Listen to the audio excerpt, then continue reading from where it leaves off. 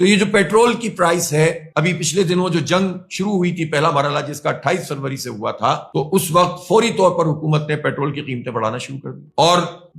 یہ کہا کہ عالمی مارکیٹ میں چونکہ قیمت بڑھ گئی ہے لہذا پرائسز بڑھا رہے ہیں۔ جب اس کی تفصیل دیکھی تو پتہ چلا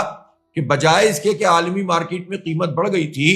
تو لوگوں کو ریلیف دینے کی کوئی کام کرتے، انہوں نے ایک ایسا ٹیکس اس میں اضافہ کر دیا کہ جس کا پیٹرولیم کی پرائس سے کوئی تعلق ہی نہیں تھا، اور اسے کہتے ہیں پیٹرولیم لیوی، اور وہ ٹیکس ہے کہ جس کا پیٹرولیم کے کسی چیز سے تعلق ہی نہیں ہے۔ یہ صرف حکومت اپنی نالائقی چھپانے کے لیے، اپنی کرپشن چھپانے کے لیے، جو آداف FBI کا پورا عملہ جس کے 25,000 ملازمین ہیں، جہاں 1300 ارب روپے کی کرپشن ہوتی ہے، اس کی نااہلی چھپانے کے لیے حکومت براہ راست فی لیٹر لوگوں سے 150 روپے ٹیکس وصول کرتے، اور انہوں نے اس موقع کا بھی فائدہ اٹھایا، بجائے اس کے کہ اس میں وہ لیوی آف کر دیتے اور قیمتوں تک آ جاتے، صرف کچھ ٹیکسز رکھتے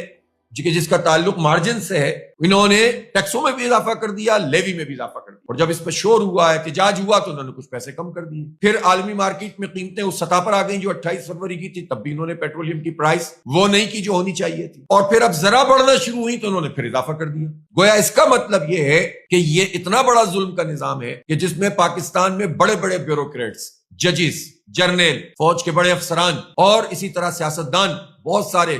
ایسے ہیں جن کو فری پیٹرول ملتا ہے، اور پاکستان کے غریب،